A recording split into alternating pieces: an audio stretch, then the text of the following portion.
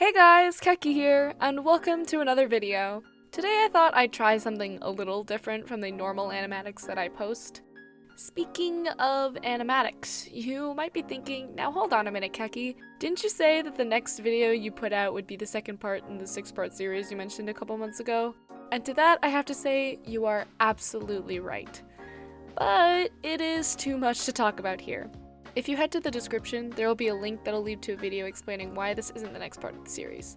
But anyways, this video was inspired by a challenge both GinjaNinjaOwO and ABDIllustrates did on their separate channels, with them talking about old manga that they used to read as kids and redrawing a page of said manga in their current art style. Now, as a kid, I'll admit that I was more into watching anime rather than reading manga. However, more recently, I've been going back to old anime I would watch when I was but a wee lass and read its manga adaptation, since that's where most anime originates anyway. This time, I took a good long look back to the first anime I ever watched, Shugo Chara. Let's hop right into it then.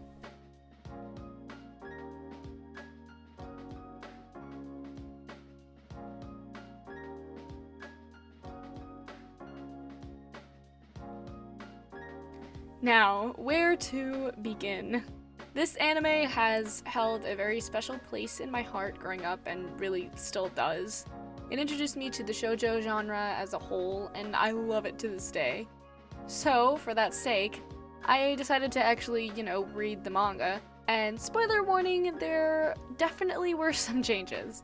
Before I get into those changes, I should probably explain what I'm talking about. Shugo Chara is a shoujo manga starring a 5th grade elementary school student named Hinamori Amu. Her personality in the beginning of the series is seemingly cool and stoic, however, in reality, she's a shy and pretty socially awkward girl.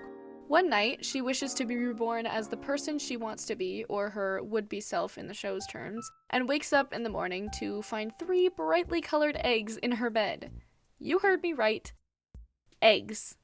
These eggs would soon hatch to be her guardian characters, or Shugo Charas, hence the name. And I'm also assuming you don't know exactly what I mean when I say guardian character.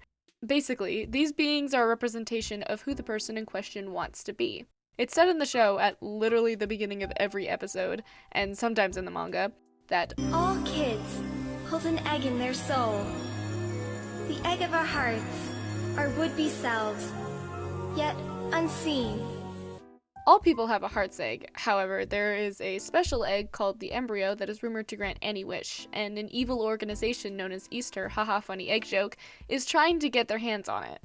And that's pretty much it for the progression of the anime and manga, though the anime does stray from the manga near the start of what the anime called Shugo Chara Doki, which was interesting to say the least. Now I get to talk about my thoughts on the manga.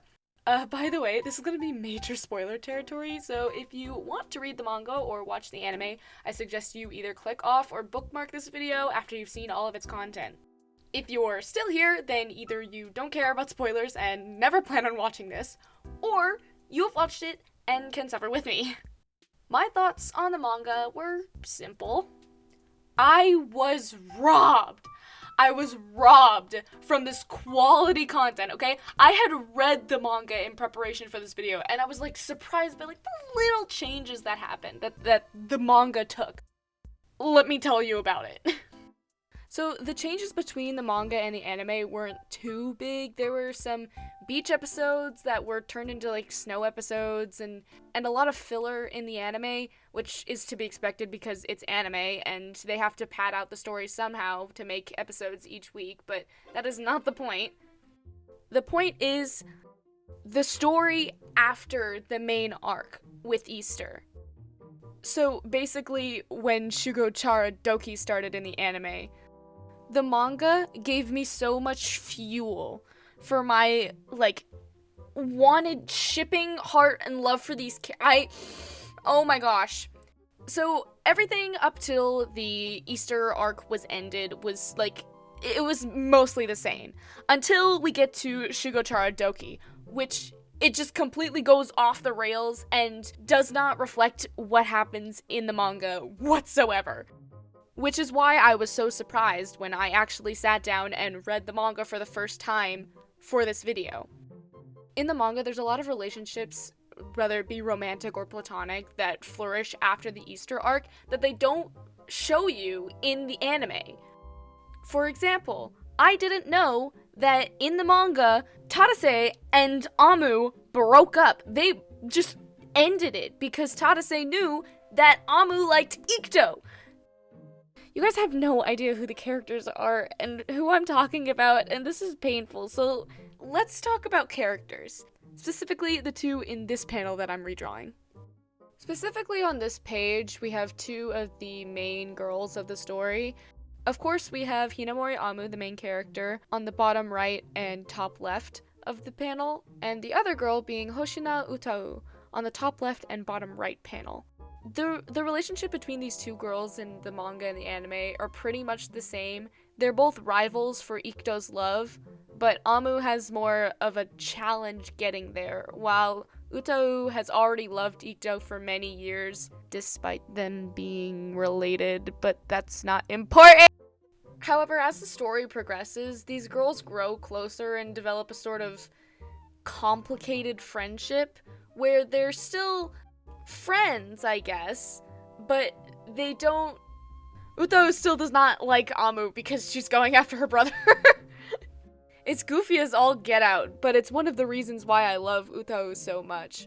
Speaking of Ikuto is one of the main driving points of the story. He has seen both sides. He was on Easter and was the one being manipulated by Easter and his stepdad, who is the chairman of Easter at that point.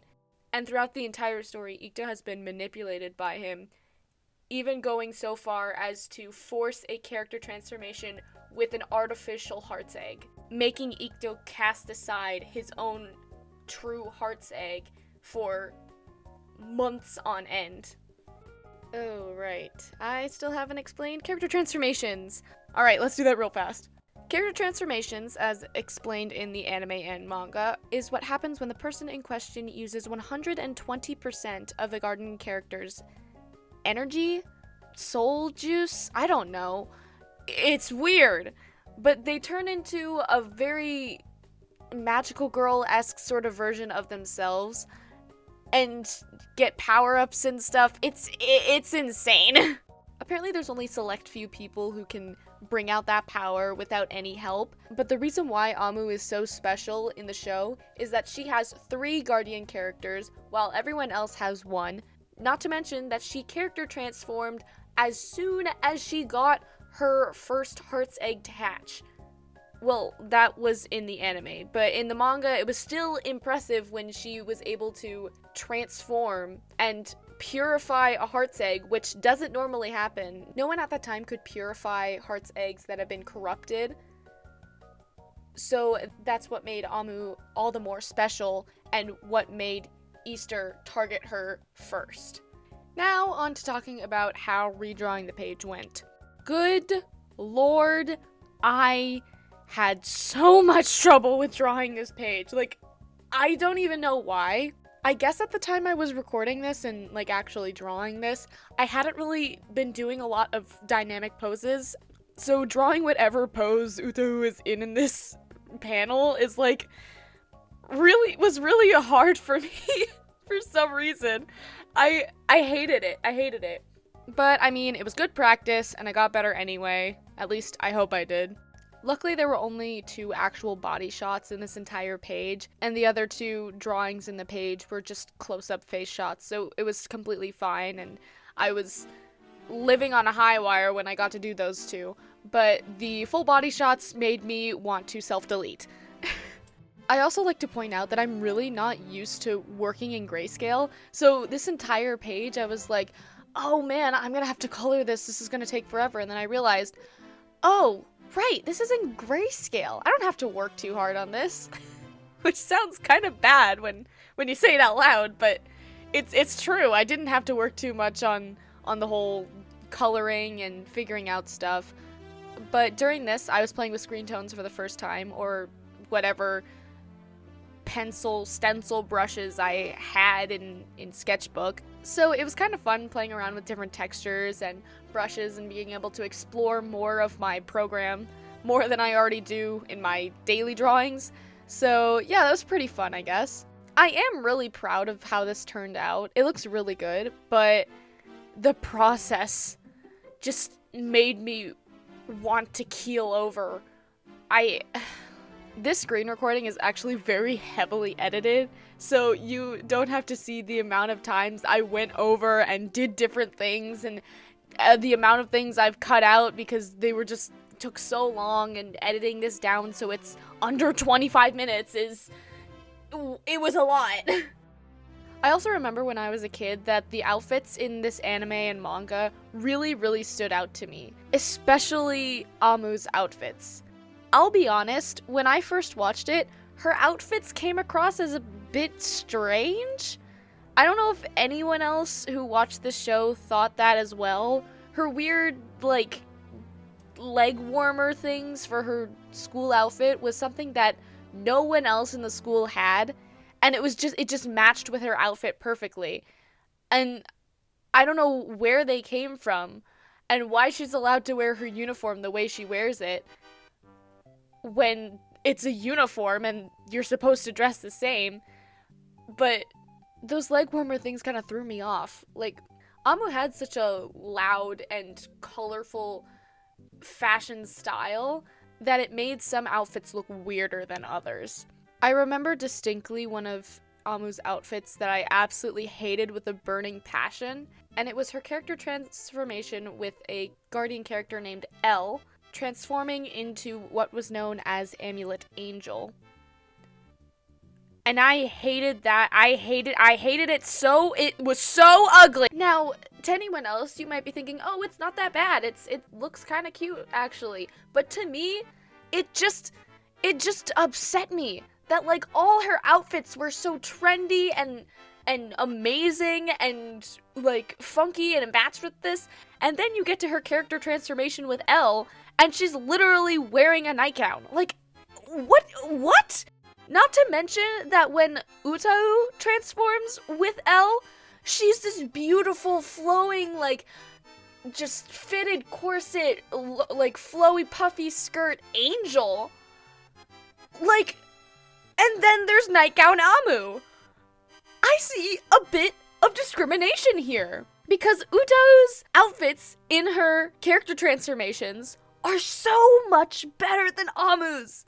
Except for Mickey. Mickey was the exception. I loved Mickey. I guess I just liked Utau's outfits more than Amu's, mainly because Utau was, like, my spirit animal. It's a weird way to put it, but she was, like, me in spirit. She had, like, a really gothic vibe along with Ikto. I literally just forgot. Don't even get me started on Ikto's outfits, because the outfit that he's wearing in most of the anime and manga is a school uniform. How is the thing that he is wearing with crosses and, like, belts and weird jangly bits like a actual cat a school uniform? It blows my mind. Like, what? I think out of the entire cast, I believe I liked Utau and Ikto's outfits the most. Maybe Nadeshiko coming in at, like, a hot second, but those two were top tier in outfits. Now, to anyone who's watched the show, I know I'm leaving out a lot of characters and, like, plot lines and stuff, but this video is basically just me explaining and sharing my love for this show. It was one of my favorite shows besides Cardcaptor Sakura at the time. Like, I absolutely adored this show. And I still love it to this day. Maybe not as much as I used to, but I still do love it. And the most prominent reason for that is because of the relationships. I am such a hopeless romantic. It is actually embarrassing how badly I live vicariously through the shows that I watch. And when I first watched this, my biggest ship was Tadase and Amu in, like, all the way. I didn't give a gosh darn heck about Amu and Ikto's relationship, even though they were the ones that ended up being completely canon in the manga, the original source material. I didn't give a crap about them, okay? I wanted Tadase and Amu, and I got that in the anime. However, when I read the manga, I had, I read it like last week. It's my standards have changed, and I'm all for Amu and Ikto now. It just made me feel so much better, even though there's a problem with that. And the problem is that Ikto is canonically 17 and Amu is canonically 12 when the series starts. So there's a bit of an age gap, especially when Ikto turns 19 at the end and Amu turns like 15 or 14 or something. And he's like, you gotta grow up faster, and like things it makes it a little problematic, but at least nothing happens.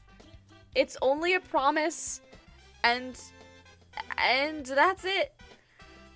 But gosh, dang it! I loved those Ikto and Amu moments when I look back on them in the anime. I, loved them so much. But the Tadase and Amu moments in the anime that I watched, I loved them so much more when I first watched it. However, going back to relationships, Uto's relationships with the main cast has been very, very weird.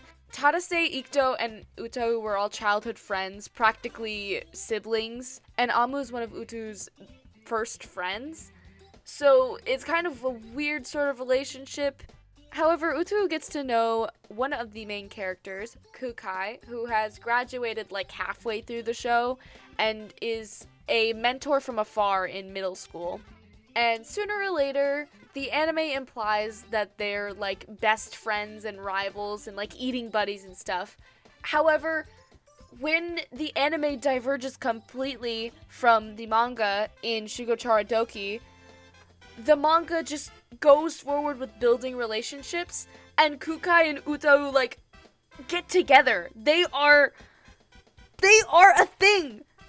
And I was robbed from that because I loved them so much. Why did the anime do this to me? Putting most of this aside, I can fully say that this is and has been one of my favorite animes for a while now, and I don't know if it's ever going to change. It's still up there, but there are some things that have taken its place, of course, since this was made in the early 2000s, and anime has changed. It has definitely changed. But that will not stop my love for the show, and it will not stop me from watching it over and over and over again. Also, just a side note, this part of the speed paint, the Nightmare Lorelei thing, took me 30 minutes, and it just looks so effortlessly done when it's sped up at 800%. But it just makes me mad every single time I look at it. Yeah, I did a lot of things off camera actually to make this look presentable, and I really think that I did a good job. Even though I'm not used to this was way out of my comfort zone, but I'm glad I was able to revisit this anime and manga and actually, read it for once, because it really holds a special place in my heart for being the first anime I ever watched and got me into an amazing genre. If you guys have never watched anime, I really suggest that you try it out. Even if you don't like it because your excuse is, oh, I won't understand what they're saying. There's this thing called subtitles. I don't know if you've ever heard of them, but they're pretty useful. I'm getting a little salty there, sorry about that. But the stories that they were able to tell through this style of animation is pretty cool. And I feel like a lot of people really drag on anime, even though it's pretty cool. Like I said, I did a lot of things off camera, so you can see there's a lot of things that'll change in the final reveal of this piece. But all in all, I'm super happy with it, and I hope you guys are happy with it too.